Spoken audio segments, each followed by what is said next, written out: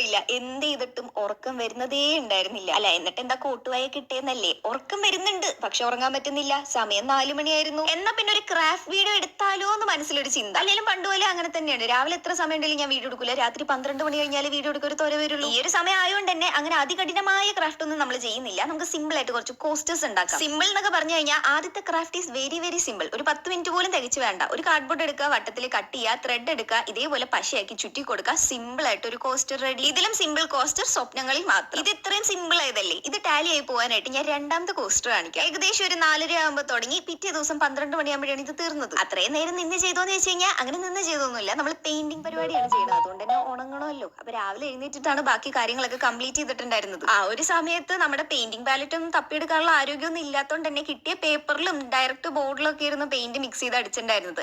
And ഇതാണ് നമ്മുടെ ഒരു പെയിന്റ് അടിക്കുമ്പോൾ എന്റെ മനസ്സിലുണ്ടായിരുന്ന മൊത്തം ചിന്ത എന്താണെന്നറിയോ? ഇപ്പൊ ഇറങ്ങുന്ന പെയിന്റിലൊക്കെ 1/4 പെയിന്റും ബാക്കി 3/4 വെള്ളമാണോ എന്നുള്ളതായിരുന്നു. 2-3 കോട്ട് അടിച്ചിട്ടാണ് ഈ ഒരു രൂപത്തിലാക്കി എടുത്തത്. ആൻഡ് ഞാൻ ഒറ്റയ്ക്കല്ലായിരുന്നു, എനിക്കൊരു അസിസ്റ്റന്റും കൂടെ ഉണ്ടായിരുന്നു. ഗ്രീൻ കളർ, അത് ബ്ലൂ ആണ്. ബ്ലൂ